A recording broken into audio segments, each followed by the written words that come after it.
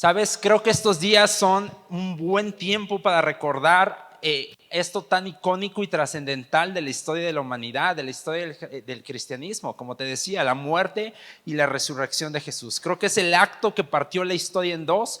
Por eso actualmente tenemos antes de Cristo y tenemos ¿qué? Después de Cristo, ¿sabes? Fue un momento que marcó, que partió la historia en dos y que trajo salvación a nuestras vidas. ¿Hay alguien a que esté agradecido por ese sacrificio en la cruz? Y yo te quiero animar a que en esta temporada de Semana Santa nuestro corazón, nuestros ojos espirituales puedan ser abiertos, puedan ser sensibles, que nuestra fe pueda ser aumentada, que podamos estar expectantes a lo que Dios quiera hacer en nuestras vidas.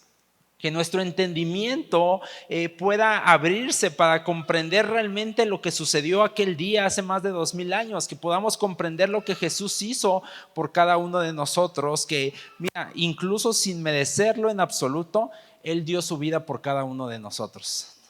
Él dio su vida, aunque no lo merecíamos, aunque somos rebeldes, aunque hacemos las cosas equivocadas, Él dio su vida por cada uno de nosotros. Y esto me recuerda a Romanos 5:8, no es predicación, no necesitas buscarlo, pero Romanos 5:8 quiero recordarte, dice, pero Dios muestra su amor por nosotros en esto, en que cuando todavía éramos pecadores, Cristo murió por nosotros, ¿sabes? Cuando todavía éramos, Él nos esperaba, ay no, cuando ya no tengan pecado, ahora sí doy mi vida por ellos. No, Él cuando todavía éramos, cuando estábamos en nuestras cosas incorrectas, Cristo murió por cada uno de nosotros. Y espero que en esta temporada de Semana Santa, mira, podamos contemplar y maravillarnos de ese acto importante, porque muchas veces quizás pueden pasar los años, año tras año, celebramos Semana Santa, bonito, vacaciones, playa, no lo sé, ver a la familia, no lo sé. Y muchas veces podemos quitarle el peso y la importancia que realmente tienen estas fechas,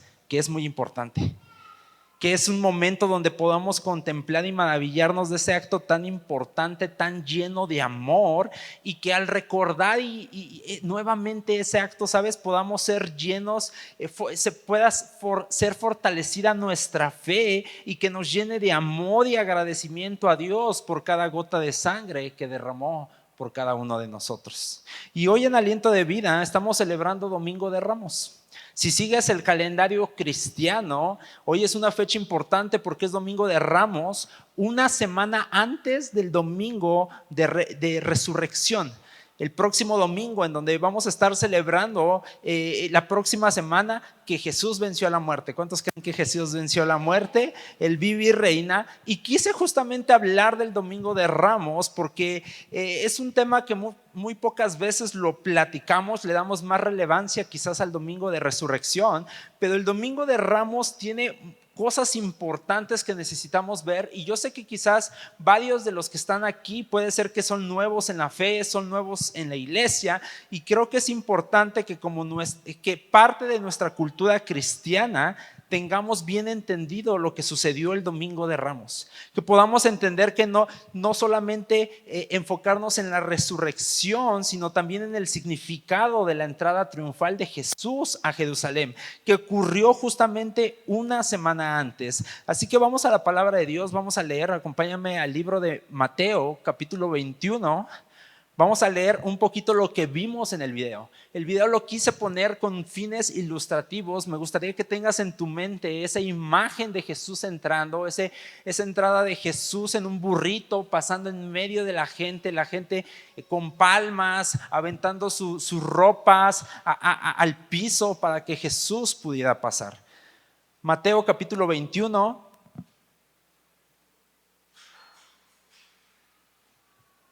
Vamos a leer del versículo 1 al 11.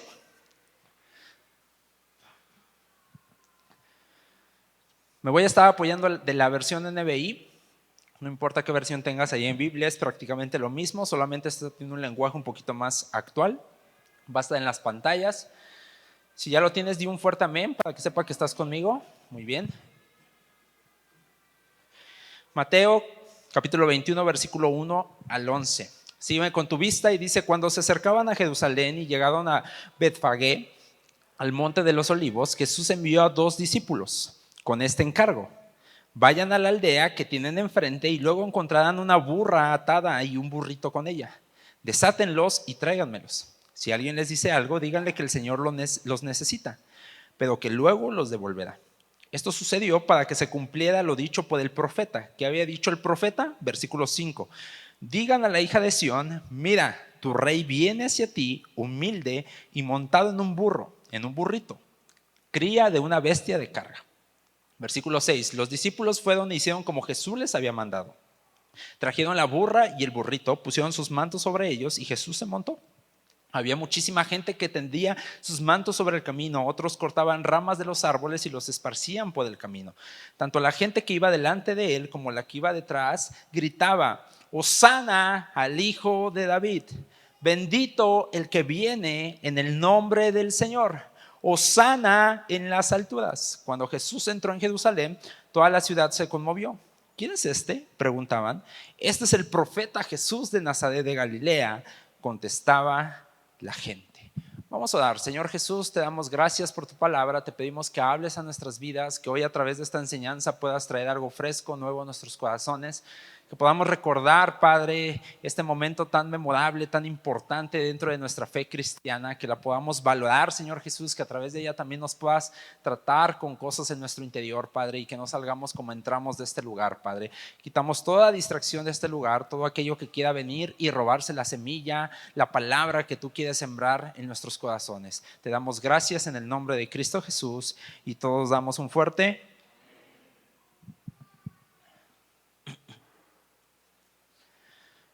muy bien. ¿Sabes? Una de las cosas hace un par de años que me frustraba mucho como persona, como cristiano, era no poder entender o apreciar bien las escrituras de Dios, la Biblia. No sé si hay alguien aquí, espero no sea el único, que en algún día te ha sentido quizás así. Ese sentir de no poder entender la Biblia, como que la lees, no la entiendes, te da sueño, dices ¿por qué esto y este nombre de dónde salió y este otro nombre de dónde salió y por qué esto y por qué aquello, y no poder entender las historias, no poder entender los contextos detrás de cada historia, no poder entender la totalidad de lo que la Biblia me quería mostrar y de lo que la Biblia nos quiere mostrar. Y la verdad es que no es culpa de nadie eso, es algo muy normal, pero muchas veces pensamos que si estudiamos más la Biblia, la vamos a poder entender mejor. Y en parte hay razón en eso y te quiero animar, estudia, lee la palabra de Dios para poderla comprender mejor. Pensamos también que si supiéramos el idioma original o los diferentes idiomas en la cual fue escrita originalmente, pudiéramos entenderla mejor. Y en parte también hay razón, hay gente que se compromete a estudiar estos idiomas para entender los escritos originales, poder comprender mejor la palabra de Dios. Pero la realidad, iglesia, es que una de las razones de por qué no podemos muchas veces entender, apreciar, disfrutar la palabra de Dios en su totalidad es porque se escribió desde una perspectiva en la cual tú y yo nunca hemos vivido. Te lo voy a repetir más. Una de las razones por las que muchas veces no podemos comprender en su totalidad la Biblia, la palabra de Dios, es porque fue escrita desde una perspectiva en la cual tú y yo nunca hemos vivido. Sabes, las escrituras, la palabra de Dios se escribió desde una perspectiva, desde un momento, desde un contexto de cautiverio. Si tú no sabes qué es cautiverio, prácticamente es esclavitud. La Biblia se escribió desde una temporada de esclavitud, de un pueblo que estaba en cautiverio para gente, fue escrita para gente que estaba en cautiverio y en opresión. En otras palabras, para gente que estaban atravesando una temporada siendo esclavos. Y como tú y yo nunca hemos sido esclavos de nadie, ¿alguien aquí ha sido esclavo de alguien? Yo sé que algunos del esposo, de la esposa, ¿verdad? Del novio, de la novia, pero ese es otro tema. Pero nadie ha sido esclavo. Somos libres, vivimos en un país libre. Pero puede ser que nos cueste entender en su totalidad muchas de las cosas que habla la palabra de Dios. Puede ser que nos perdamos mucho por no tener el contexto real, el contexto original, porque nosotros nunca hemos vivido en cautiverio, nunca hemos vivido en esclavitud. Y como tú y yo nunca hemos sido esclavos, pues es difícil muchas veces meternos en el contexto.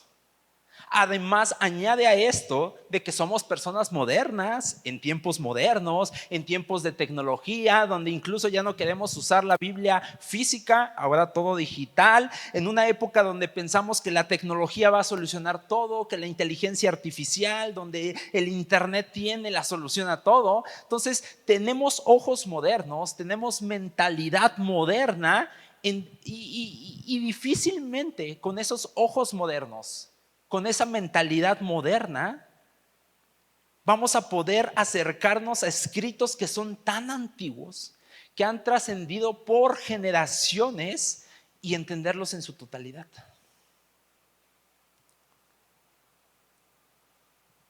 Y lo que pasa es que muchas veces, mira, tú y yo buscamos acercarnos a la Biblia, quizás desde una perspectiva de ciencia, y no se trata de ciencia.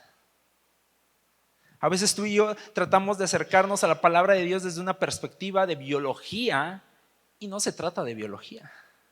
Muchas veces tú y yo tratamos de acercarnos desde una perspectiva quizás de psicología y no se trata de psicología. Tratamos desde una perspectiva quizás para salir adelante nosotros mismos y no se trata solo de eso la palabra de Dios. Sí nos ayuda y tiene respuestas a muchas cosas en esta vida y me encanta la palabra de Dios porque tiene solución y es tan amplia y tan grande en tantos temas, pero no se trata solamente de eso en específico. Nos acercamos muchas veces con una mentalidad moderna y déjame decirte algo, recordarte algo. La Biblia es un libro antiguo, escrito desde un pueblo que estaba en cautiverio y escrito para otras personas en cautiverio, para que lo entendamos mejor. Y si tú lees la Biblia, mira, vas a encontrar historias de liberación.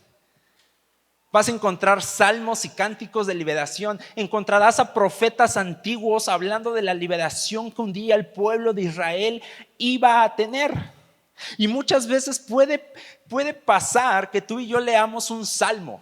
No sé, imagínate el salmo que tú quieras, que está hablando quizás de liberación y está hablando de bendición y que los prosperaré. Entonces nosotros lo leemos en nuestro contexto actual y pensamos que Dios nos va a liberar de todas nuestras deudas, de todos nuestros problemas, que nos va a dar la casa y el coche del año y que nos va a ir bien en nuestro trabajo. Cuando realmente se escribió y el contexto es desde la perspectiva de gente que estaba siendo esclava, escribiéndole a otra gente oprimida y esclavizada que esperaba la salvación y la liberación de sus vidas por medio de un Dios que les había prometido muchos años atrás que los iba a salvar por completo. Es muy diferente si lo vemos desde esa perspectiva. Si tú lees el Salmo desde otra perspectiva, muy diferente a la nuestra, quizás nosotros lo acomodamos y decimos, wow, qué padre, qué bonito Salmo. Pues realmente fue escrito desde un momento de cautiverio, de personas buscando esperanza en medio de tantas situaciones que estaban viviendo a su alrededor. Sabes, el pueblo de Dios, de quien habla la Biblia, había vivido oprimido casi toda la vida. Era un pueblo nacido y criado en opresión. Fueron esclavos de Egipto, fueron esclavizados por Babilonia, fueron esclavizados por los asirios, esclavizados por tantos pueblos que los querían matar. Y finalmente, cuando llegamos a esta historia que acabamos de leer en Mateo capítulo 21, nuevamente estaban siendo esclavos, pero ahora del Imperio Romano. Imagínate, habían sido esclavos acá, y por fin, años después, la historia se repetía. Ellos seguían siendo esclavos, pero ahora del Imperio Romano. Y te quiero animar a que me sigas, que no te pierdas. Vamos a llegar a una reflexión, a algo que quiero tratar con cada uno de nosotros en este Domingo de Ramos.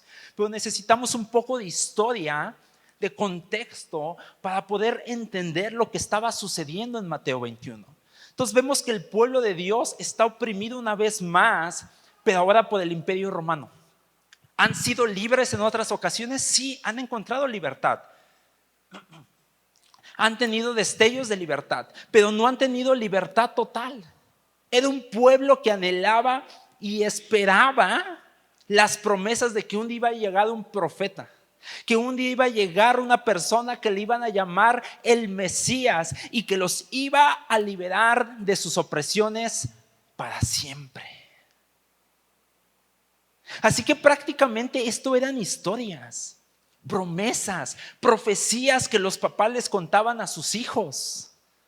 Quizás antes de dormir ellos les contaban a sus hijos: hijo, yo sé que está difícil la situación, yo sé que somos esclavos, yo sé que es muy difícil que salgamos adelante, pero hijo, un día va a llegar el Mesías. Un día va a llegar el Salvador. Un día va a llegar un rey que nos va a librar de toda esta opresión. Un día va a llegar ese rey con poder y autoridad que va a oprimir a nuestros opresores y seremos libres en verdad y podremos tener un mejor futuro como nación. Eran historias que les contaban a sus hijos. Una de ellas, de estas promesas, las podemos ver en Jeremías 38, va a estar en las pantallas. Esta es una promesa que había para el pueblo de Dios. Dice: en aquel día, afirma el Señor Todopoderoso. Ve cómo dice: quebraré el yugo que mi pueblo lleva sobre el cuello, romperé sus ataduras y ya no serán esclavos de extranjeros. Y la historia que acabamos de leer en Mateo capítulo 21 era ese día. Estaba sucediendo lo que habían estado esperando por mucho tiempo. Finalmente había llegado ese día tan esperado, donde estaba entrando a la ciudad el rey que tanto habían estado esperando. ¿Te puedes imaginar la expectativa de lo que estaba sucediendo? Habían vivido en cautiverio tantas ocasiones, había profecías de que iba a venir el Mesías, y por fin está sucediendo lo que las profecías decían. ¿Te puedes imaginar la emoción, la nostalgia que había entre todo el pueblo? Debemos entender que tenían cientos de años, generaciones tras generaciones, esperando la llegada de la libertad en verdad, esperando el rey que iba a traer un descanso del cual se había profetizado muchos años antes por diferentes profetas. Israel tenía literal cientos de años donde vivían de libertad a opresión, de libertad a opresión, con destellos de libertad, pero no libertad plena ni completa. Y la profecía decía que iba a venir alguien de la descendencia de David que los iba a liberar para siempre, y finalmente llegó ese día. Finalmente llegó ese momento y lo conocemos como la entrada triunfal del rey. Ahora déjame te explico qué era vivir bajo la opresión de un imperio. ¿Cómo te puedo poner en contexto actual qué sería vivir bajo la opresión de un imperio? Veámoslo de esta manera. Digamos que Estados Unidos nos conquista. Algunos van a decir: wow, sí, por favor, que nos salve. Ya no vas a hablar español, vas a querer que puedo inglés. I don't speak Spanish, only English. Ya no vas a querer. Pero no creas que va a ser así. No vamos a ser americanos, vamos a ser esclavos, porque ellos van a estar controlándonos, suponiendo, Entonces, ¿qué habría? Obviamente más impuestos. Y vamos a trabajar más para darles más impuestos, porque van a querer trabajen. ¿Qué iba a haber más? Limitación de oportunidades. Nosotros ya no somos la nación, ya alguien más nos controla. Habría restricción de compras, manejo de recursos. Ellos harían el manejo de todos los recursos, ellos tomaran las decisiones de los gobernantes, y cualquier persona que se levantara a hacer un cambio lo matarían y crucificarían públicamente para que nadie se atreviera a levantarse en su contra. Así vivía el pueblo de Dios en opresión. Así vivía. Pero en medio de esa opresión, y a esto quiero llevarte, se empezaron a escuchar rumores de un hombre que hacía milagros. Un hombre que con 2 peces y 5 panes había alimentado a una multitud de más de 15,000 personas. Un hombre que estaba resucitando muertos. Un hombre que estaba sanando a los leprosos, que estaba sanando a los paralíticos. Y no solamente sanando gente y haciendo milagros, sino un hombre que estaba hablando con autoridad y con poder, que estaba hablando de libertad. Entonces, seguro ese va a ser el Mesías. De seguro ese es el hombre que nos va a librar de la opresión en la cual hemos estado viviendo. Incluso el mismo Jesús se autoproclamaba esa libertad. Juan capítulo 8, versículo 31 al 32 dice: Jesús se dirigió entonces a los judíos que habían creído en él y les dijo: si se mantienen fieles a mi palabra, serán realmente mis discípulos. Y el versículo 32, ayúdame a leerlo, 1, 2, 3. Conocerán la verdad y la verdad los hará libres. Él venía a hablar de liberación. Él venía a hablar de ser verdaderamente ¿qué? Libres. Y en Mateo 21, que leímos al inicio, después de 3 años que Jesús estuvo haciendo su ministerio, hablándole a la gente acerca de verdadera libertad, donde hizo milagros, donde habló con autoridad y poder, vemos que Jesús por fin decide entrar a la capital de Israel. Esto es importante. Jesús decide entrar a Jerusalén, la capital de Israel, porque si vas a ser coronado rey, debe ser en la capital. ¿Cuántos estamos de acuerdo? Y no solo decide entrar a la capital en cualquier día, y esto es lo interesante, lo decide hacer los días que se celebraba la Pascua. Ahora, Luis, ¿qué se celebraba en la Pascua? ¿Qué sucedió en la Pascua? Déjame te explico un poquito más para darte contexto. Años antes, cuando el pueblo de Dios había sido esclavos en Egipto, Dios los liberó de esa esclavitud. ¿Cuántos recuerdan esta historia? El faraón, las 10 plagas, hizo esto y hizo lo otro y aquello, levantó un libertador llamado Moisés, que abrió el mar en rojo. Todos conocemos la historia del mar que se abrió en 2 y Dios los sacó de ahí. Entonces, cuando Dios los liberó de 400 años, voltea con el que está a tu lado y dile: 400 años esclavos. 400. Cuando Dios los liberó de 400 años de esclavitud de Egipto, ellos decidieron hacer una celebración que le llamaron Pascua. Y cada año, a través de esta celebración, recordaban la fidelidad de Dios en aquella ocasión cuando Él los hizo libres de Egipto. Esto vino siendo algo muy similar a algo que celebramos ¿cuándo? A ver, en septiembre. El 15 de septiembre nosotros celebramos que la independencia de México, que fuimos libres. Era algo así. Ellos también, quizás no había pozole, quizás no había tostadas, lamentablemente, pero celebraban año tras año la Pascua, que Dios los había hecho libres del poder de Egipto. Pero ahora, mira, ¿qué estaba sucediendo? Estaban oprimidos una vez más, pero ahora por los romanos. ¿Y qué sucedía? Que seguían celebrando año tras año la libertad que habían tenido muchos años atrás, pero siendo esclavos nuevamente. Qué raro, ¿no? Celebraban la libertad de hace muchos años atrás, pero todavía somos esclavos. Recordamos año tras año cuando Dios nos liberó del faraón, pero ahora estamos siendo esclavos de Roma. Piénsalo bien. Seguían viviendo en opresión, pero tenían recordatorios de que Dios los había librado una vez. Entonces yo me imagino que obviamente en esos días tenían un poquito más de esperanza. Tenían un poquito más de fe de que Dios lo podía volver a hacer y Él los podía darles libertad nuevamente, pero ahora de los romanos.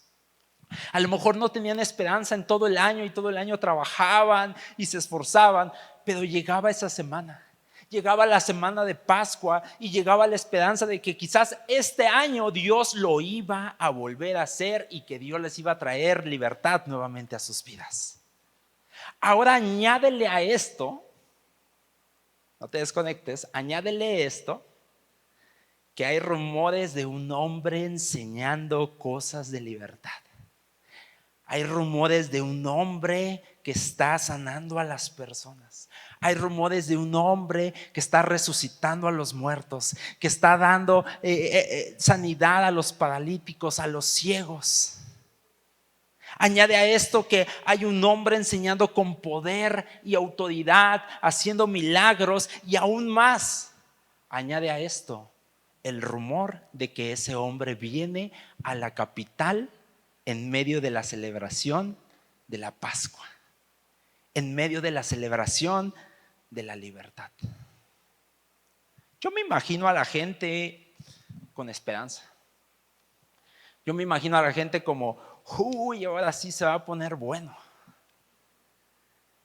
Alístate, sácate la escoba, sácate los palos, porque se viene lo bueno. Yo me imagino a la gente diciendo, ahora sí se va a armar la rebelión. Dios nos va a librar de los romanos, nos va a hacer libres para siempre. Este era el día. Había expectativa en la atmósfera de lo que podía suceder a través de la entrada que Jesús hizo. Había expectativa de una revolución. Todo el pueblo estaba hablando de revolución, todo el pueblo hablaba de libertad. Entonces, ¿sabes qué hacía el Imperio Romano en estas fechas? El Imperio Romano, para controlar a las masas en estas fechas, cada año en la semana de Pascua mandaba a un gobernador de Roma, un hombre que quizás ya has escuchado su nombre antes, llamado Poncio Pilato. Este hombre iba de Cesarea a Jerusalén justamente en esta semana que celebraban la Pascua, para calmar las aguas, para poner orden en la ciudad, para calmar todo ánimo de revolución, para imponerse, para hacerse sentir presente junto con su ejército y hacerles recordarle a los judíos que no podían ser libres, que ellos tenían el control, que ellos tenían la autoridad. Entonces Poncio Pilato llegó a Jerusalén en los mismos días que llegó Jesús también.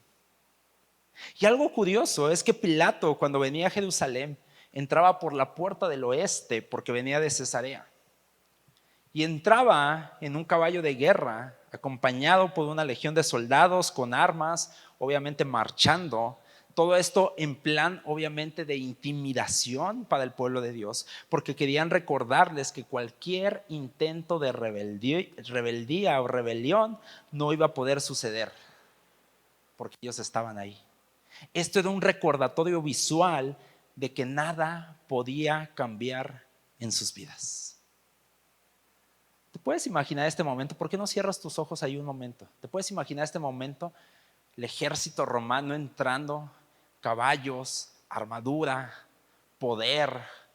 No sé si puedes imaginarte incluso el ruido quizás que hacían sus pisadas cuando ellos marchaban. Ellos entrando a la ciudad, imponiéndose ante la gente. El ruido de metal, de armaduras, caballos altos, fuerza militar de Roma, entrando quizás con soberbia, gloriándose ellos mismos. Puedes abrir tus ojos. Algo interesante es que, no sé si lo has notado, pero históricamente siempre hay un tipo en un caballo. No sé por qué.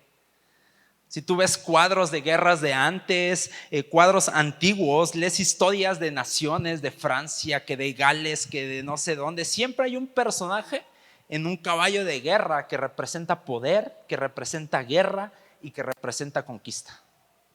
Siempre está esa imagen. Y lo curioso es que mientras Pilato entraba por la puerta del oeste, podemos ver que paralelamente también Jesús entró, pero él no entró por la puerta del oeste, él entró por la puerta del este porque venía de Jericó. Piensa esto, de un lado había presupuesto, había poder, había legión de soldados, Pilato en su caballo de guerra, pero de este lado venía el hombre de los rumores. El hombre que estaba trayendo un mensaje diferente, que estaba hablando de libertad. Entonces obviamente la gente estaba imaginándose que iba a suceder guerra, que sucedería revolución, que llegaría la libertad, que iba a haber ¿qué? Un encuentro de dos fuerzas. Y cuando finalmente llega el rey de los judíos, Jesús de Nazaret, nos cuenta esta historia que su entrada triunfal no la hizo en un caballo de guerra, no la hizo rodeado de un ejército de hombres armados. La entrada triunfal de Jesús la hizo en un burrito. Espera, ¿qué está sucediendo aquí? ¿En serio en un burrito? Y no un burrito grande, sino un burrito joven. Dice la palabra de Dios que un pollino. Era un burrito que nunca había sido montado.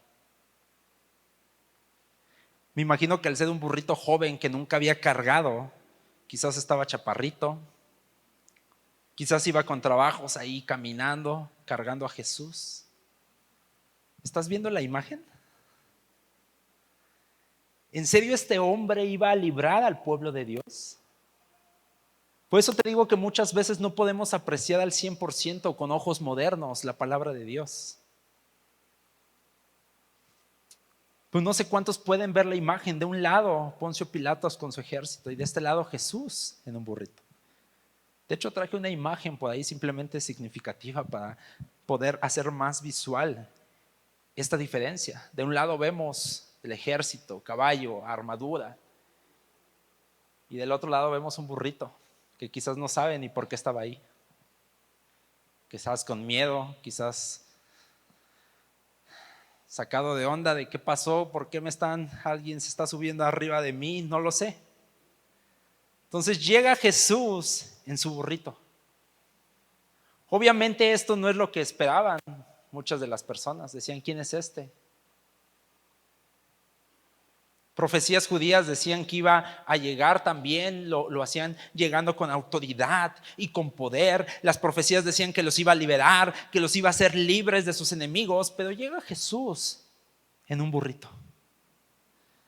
Yo digo, o sea, eres el Hijo de Dios, ¿por qué no llegas, no sé, en un elefante, llegas en un rinoceronte, llegas en un león rodeado de, no sé, a un ave y te bajas de ahí? No sé, ¿me explico?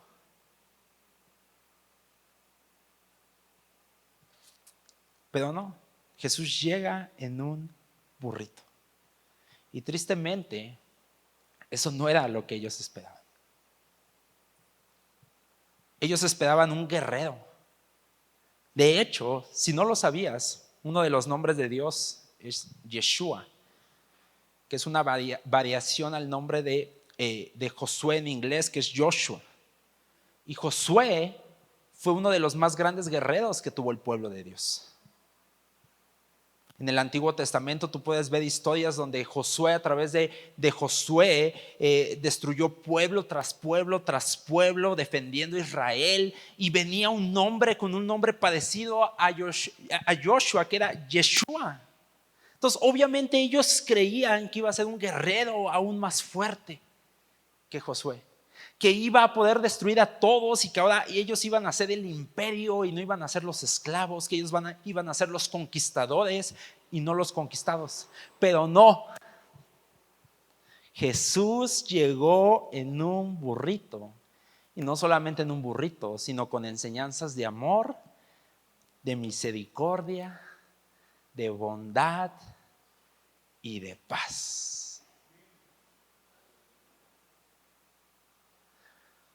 Me encanta porque por eso dice 1 Corintios 1:25.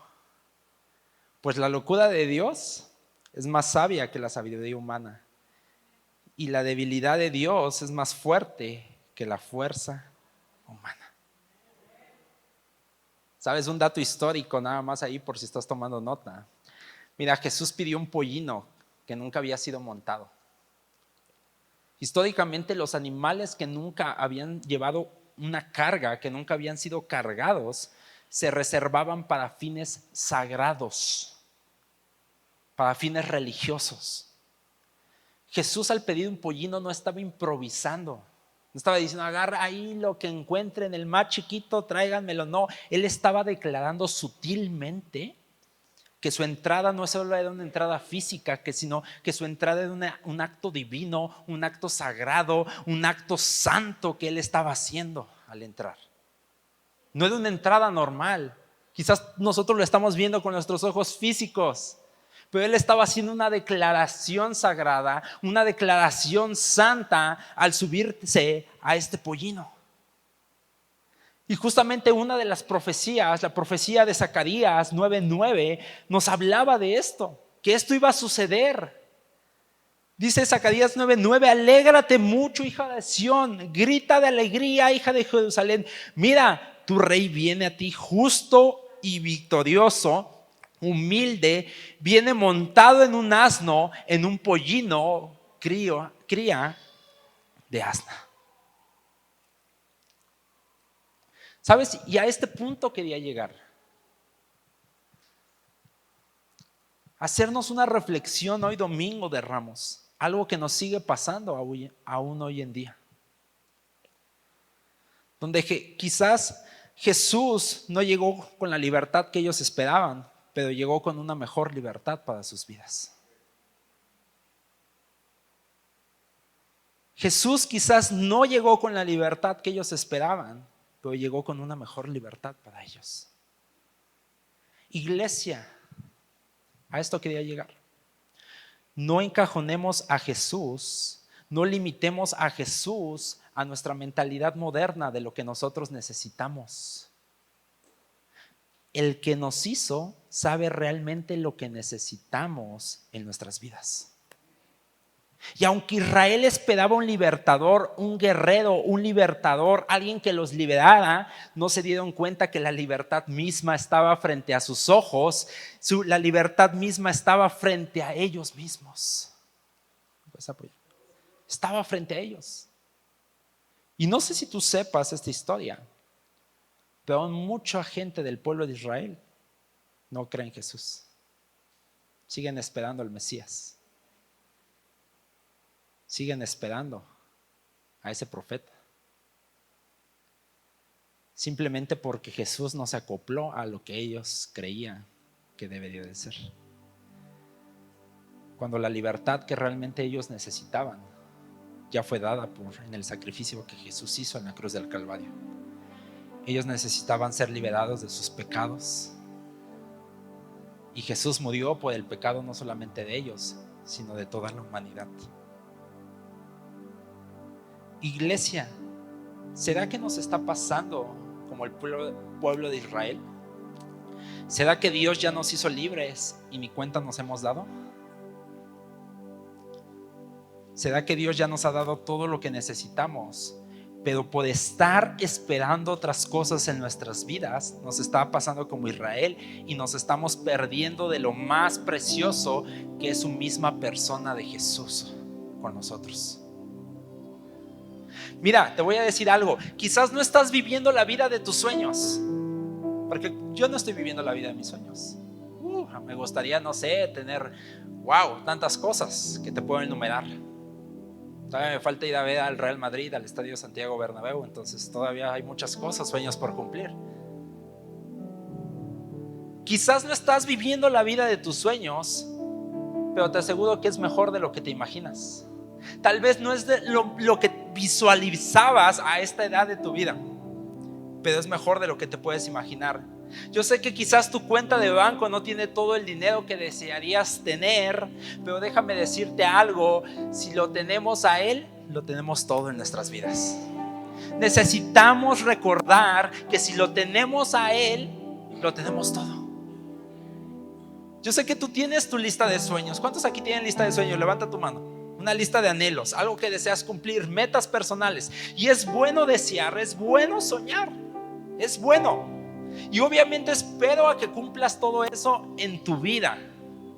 Llámese ese negocio, esa familia, esa estabilidad, no sé cuál sea ese sueño. Y quizás hasta el día de hoy no has logrado muchas de las cosas que tienes en esa lista de deseos, de sueños. Pero déjame recordarte algo: si estás el día de hoy aquí, tienes la oportunidad de tener a Cristo Jesús en tu corazón. Y si lo tienes a Él, lo tienes todo. Tienes lo más importante en tu vida. Tienes lo más valioso. Porque es que Jesús muchas veces ya no es suficiente. ¿Desde cuándo acá? ¿Qué ha pasado? ¿Por qué nuestros ojos y nuestra mentalidad moderna le tiene que agregar algo a Jesús para que Él pueda ser suficiente en nuestras vidas? ¿Desde cuándo acá Jesús por sí solo no es suficiente en nuestras vidas?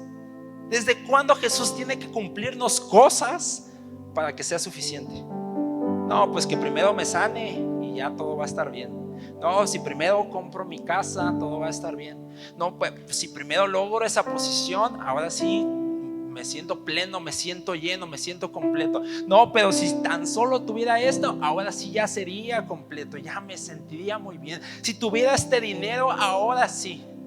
Si tan solo fuera sano de esa enfermedad que estoy atravesando, ahora sí sería sano, sería completo. ¿Desde cuándo es que Jesús por sí solo no es suficiente en nuestras vidas, iglesia? ¿Desde cuándo Jesús tiene que cumplirnos cosas para que sea suficiente para nosotros? Cuando Él mismo en Juan capítulo 6 versículo 35 Él nos dice: yo soy el pan de vida, declaró Jesús. El que viene a mí nunca tendrá hambre, el que viene a mí nunca pasará hambre, y el que en mí cree nunca más volverá a tener sed. ¿Sabes, iglesia? Creo que debemos regresar a una simplicidad. Debemos regresar a un punto en nuestro corazón y en nuestra mentalidad de decir: si no me das nada más, Dios, si no se cumplen esos anhelos, si no logro esos anhelos en mi vida, Jesús, tú eres suficiente en mi vida y lo voy a tener todo si te tengo a ti. Contigo tengo todo lo que necesito.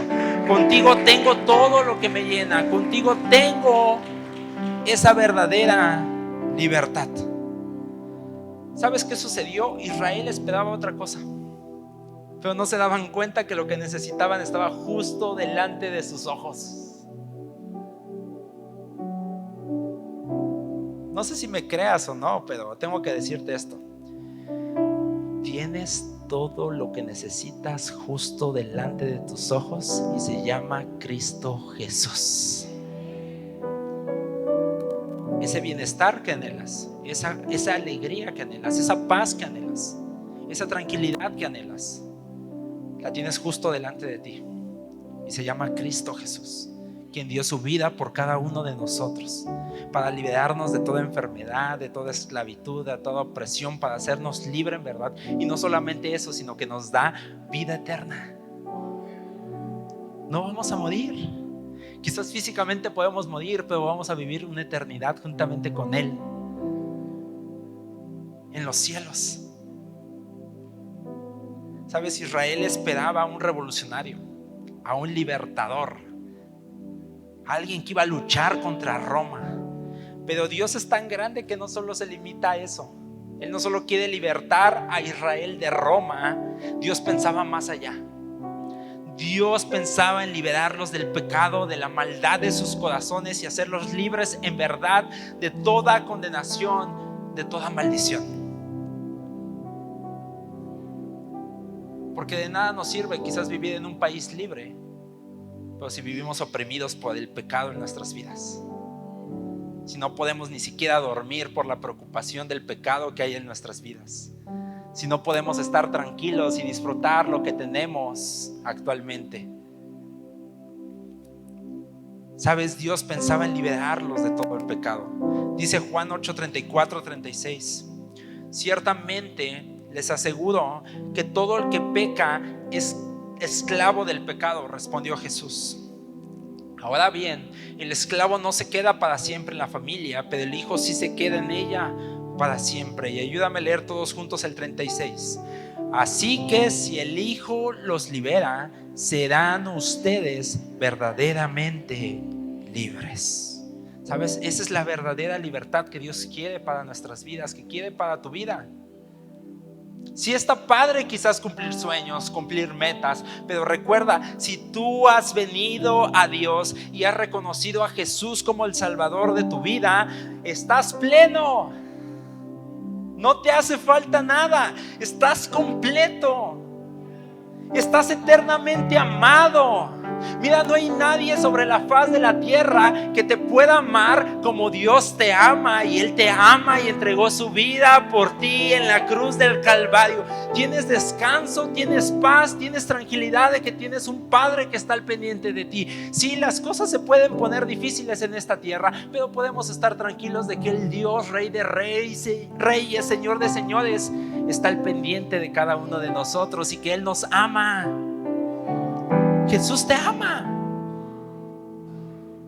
Y si Jesús nos ama, ¿qué más nos puede hacer falta? Él es suficiente en nuestras vidas. Colosenses 2:10 nos dice: y en Él, ¿en quién? En Jesús, que es la cabeza de todo poder y autoridad, ustedes han recibido, ¿qué?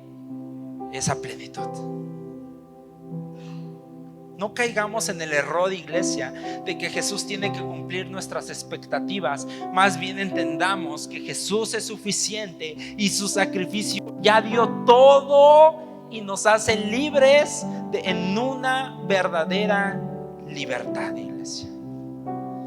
Libres de verdad. ¿Sabes lo que pasó con Israel? ¿Quieres saber qué pasó con Israel?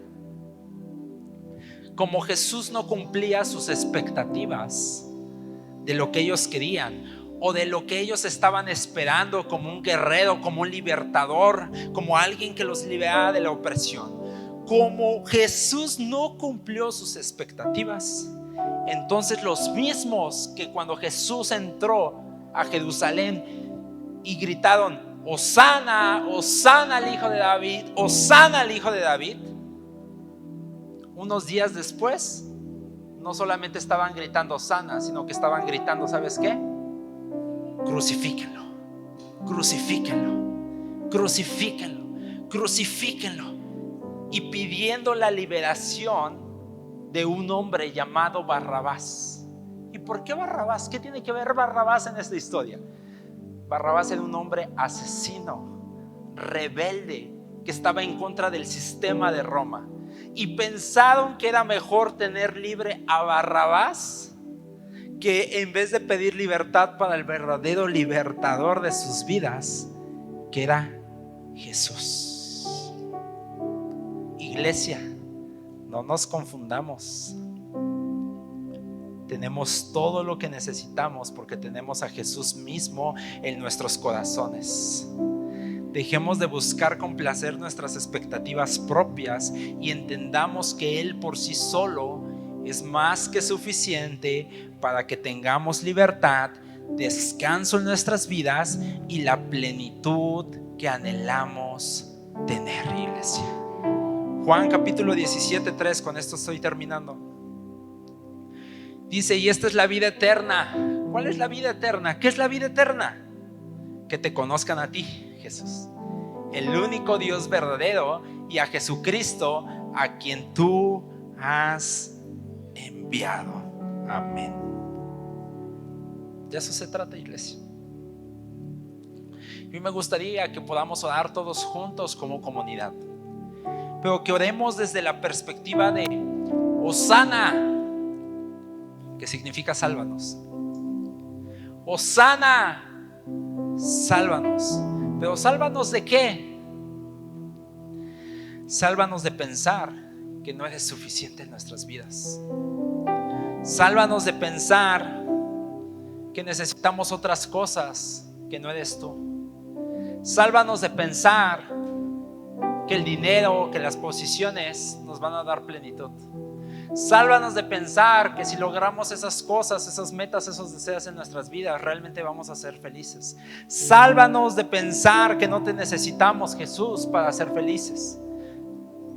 Y que podamos entender que Jesús es más que suficiente en nuestras vidas y que gracias a Él ahora podemos ser libres en verdad y que tenemos vida eterna y que Él un día va a regresar, iglesia. Él va a regresar. Él va a regresar. No sabemos el día y la hora, pero Él va a regresar y necesitamos estar listos, porque Él ahora no viene como un salvador, ahora viene como un juez. Y cada uno de los que estamos aquí vamos a rendir cuentas por las cosas buenas y malas que hayamos hecho. Y me encanta porque va a venir muy diferente a como entró la primera vez en un burrito. Lo cantamos en la canción al último. ¿Cuántos se notaron que entra el rey? Dice: anhelo el día que vendrás en un caballo blanco. Ya no viene como un salvador bonito, agradable, a que te ama, que te sigue, que te persigue. Ahora viene como un juez. Y todos, cada uno, nadie se va a poder esconder. Aún los muertos dice que van a resucitar para poder ir y rendir cuentas a Dios. Y qué bueno sería que cada uno de los que estemos aquí estemos listos para ese momento, estemos preparados, que estemos ansiosos de ese momento cuando el Rey de Reyes venga por segunda vez, iglesia. ¿Por qué no nos ponemos de pie ahí donde estamos?